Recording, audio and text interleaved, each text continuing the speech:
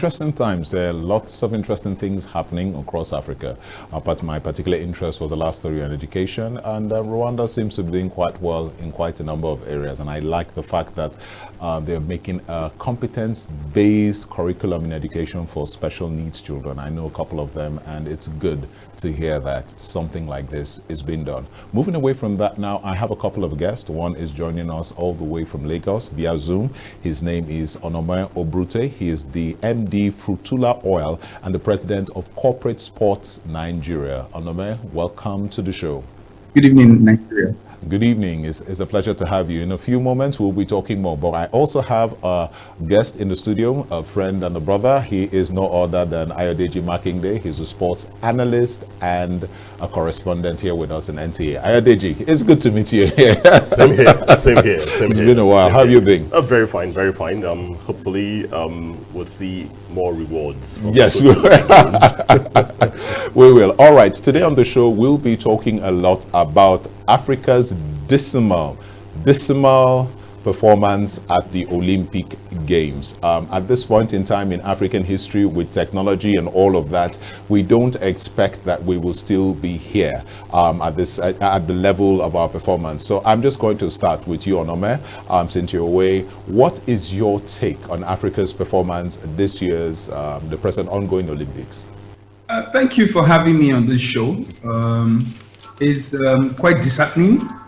It's very painful and shameful that in 2021, Africa is giving a performance that is below expectation. I would not like to blame Africa per se. I would like to blame, in quotes, the giants of Africa for the abysmal organization and performances of our athletes at this Olympics. It is very disheartening. It is one Olympics that we shouldn't have gone for. It is one Olympics that we should have stayed behind and organized maybe an inter-house sport or inter-sports competition for our athletes to come here and participate. Basketball gave us so much hope. They killed every form of hope today. Athletics was going on very poorly. Blessing Okabari capped it up today with the sad news of her ban from the Olympics. It's just getting worse. Nigeria's performance. There are so many stories going around. Let's start with what happened. What's the real story? Well, it's just the results for preparation. Yeah. Simple. The results for the class that we have. The results for the quality that we possess. If you don't have it, you don't have it. Don't deceive yourself. Don't try to raise people's hopes. We saw many of our teams that flattered to deceive, and we're seeing the results now. Not to say that we don't have the quality, not to say we don't have the talent that can really rub shoulders with some of the best that we're seeing in the world. But what are the processes involved? How have we consistently followed up for years to ensure that we're going to get results? You cannot build an Olympic athlete that will make a podium finish in 2 years and you expect it to happen. It doesn't happen like that with the Olympic movement. You really need to invest heavily. You need to have a well-defined plan that can allow your athletes to grow over a period of 4 to 6 years. And you can now say, yes, let's go to the Olympics. Possibly we can make a podium finish. Not to start saying you win gold medals when you're not even eligible to come with a brass medal. What's worse, and both Onome and yourself, I'm asking both of you this question. What's worse for us? Is it the abysmal preparation by the athletes themselves? Is it the technical issues that led to the big stories and the big disappointment we're having? What is the big issue right now, the main factor for this present Olympics? What's more disappointing to you guys? The fact that we have to sit down and say the same thing over and over again. It was the same situation in 2016 when we had to wait for the Dream Team to win the bronze medal. It was the same thing in 2012 when Nigeria came back with nothing. And of course, we all remember that we had 5 medals in the 2008 games in Beijing. Now, when you sit down to say the same thing in 2012 and 2016, and it's almost looking like it will repeat itself, well, let's still be optimistic a little bit.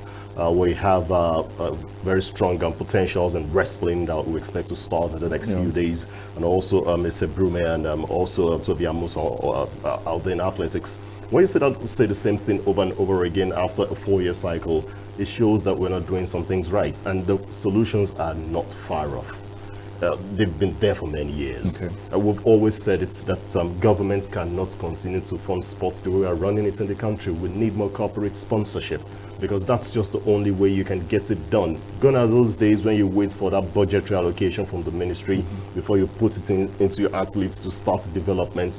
You need them to, with due respect, the Adopt an Athlete campaign by the Ministry of Youth and Sports Development started, but it's not something that we should build, or we should use to build a lot of hope in people that will win medals now. It's just starting. For instance, Elizabeth Iheanacho got $10,000, I guess, some few weeks to the Olympics. What's that going to do for her? It's not going to do anything, but now they've started. Let's try and see how we can really get this over a period of time before we can start hoping for medals. So I'm going to ask you, we've heard him talk, what does it take, first of all, to prepare an athlete or group of athletes to be able to win Olympic medals? Thank you very much. It's time to dance naked, like I always say when I want to get into the teeth of things. And you've given me permission. So let me bring out the Onome Obrute that people know and come clean. The Olympics is not a jamboree. The Olympics is not inter-house sports. The Olympic is not AFN trials in Yaba. The Olympics is the cream de la cream. It is the ogak pata of them all for any sporting event on earth. For you to go to the Olympics, it means you are the best of the best before you get on that platform. Now, my friend who is your guest in the studio have said so many things in a very mild way, but I would say to him that I would add fire to his calmness to make this come home. First and foremost, what are the challenges? The challenges are that in Nigeria, every strata is choked.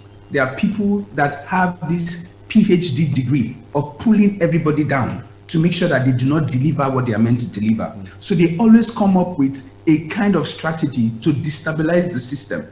That happened for the ministry. So what did the ministry do in order to curb this challenge? They came up with the Elite Athletes Program, whereby they selected athletes that they were sure were going to give us medals, and even went as far as talking to private bodies to sponsor these athletes. Forget COVID, a lot of private companies sponsored our good athletes.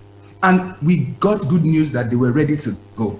And at the trials, for example, in athletics in Yaba, Blessing Okarabari blew everybody away. She set a new record. Everybody was dancing. But we didn't know that this dance was for the Atilugu people and not for the world people. Now, it got to where we will now get to the main stage and show the world that we have that spirit of Agidi, that we make people see how great we are. What happened? We went there, started by administrative lapses, which has been in existence since we got independence. We have had so many good administrators, but a lot of people want to destroy those good works, especially with this Olympics. Now, they get to Tokyo, wasting people's money, like me and you that pay taxes, heavy taxes. I pay heavy taxes.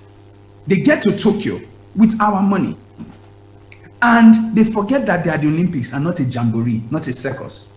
And they get there, and as usual, something that has been very, very well known with our administrators, they get an A1 in failure.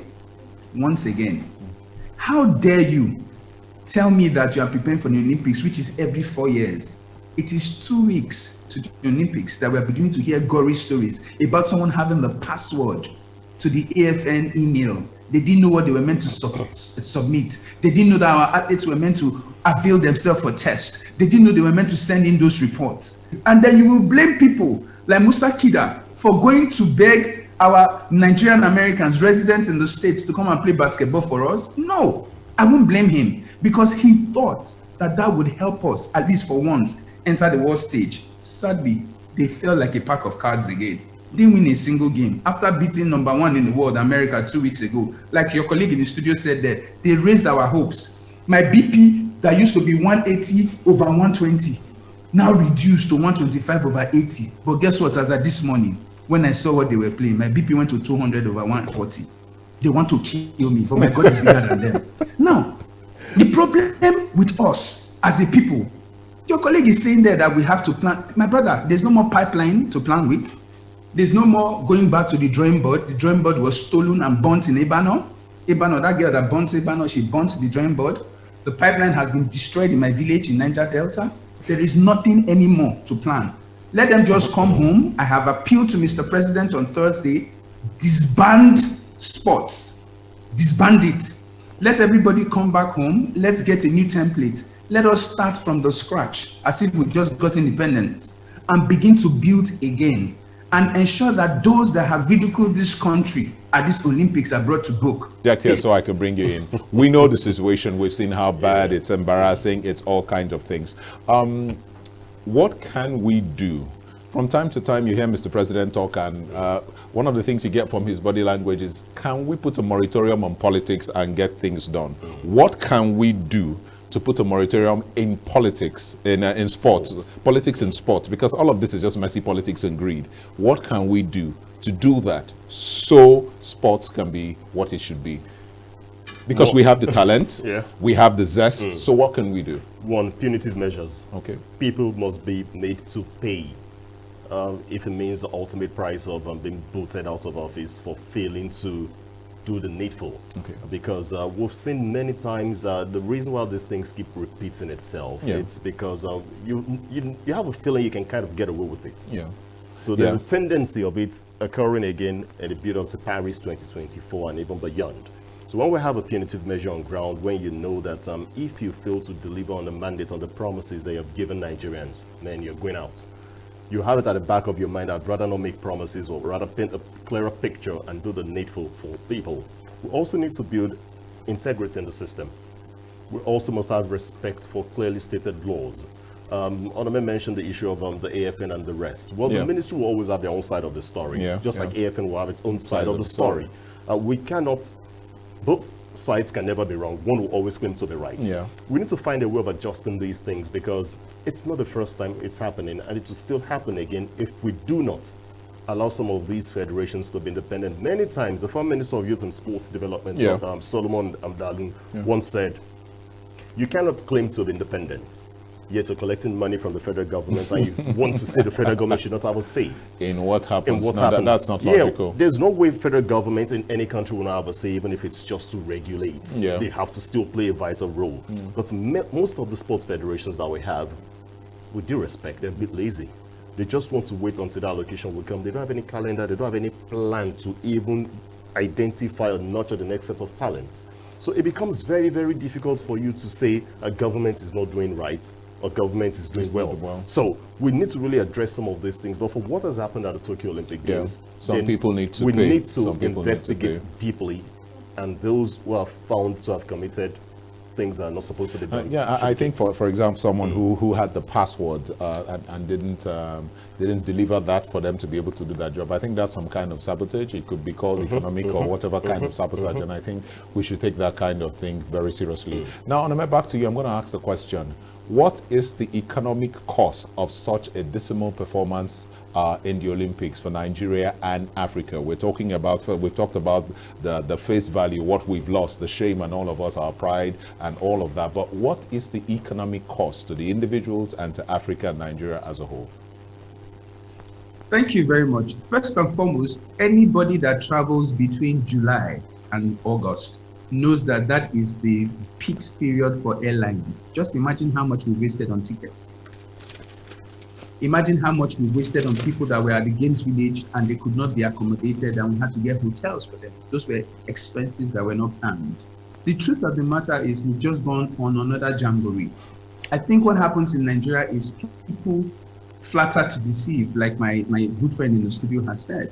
So a lot of people, what they do is to kill themselves basketballs to ensure that they make it to the Olympics. And then when they get to the Olympics, they just collect stipends. Maybe they want to roof the house that they've been trying to complete. So they just see a means to an end of getting funds to roof that house and then take it from there. There is colossal failure. The economics for going to these Olympics is the clear word, wastage. We have wasted people's monies. Federal government has wasted money, because the truth of the matter is from start to finish, it is pure wastage. So for me, to answer your question in one word, it is wastage of public and government funds. Just remember the Super Bowl. People spend billions in doing adverts for the Super Bowl. The Olympics is bigger than that. So imagine the loss that we've lost. Thank you.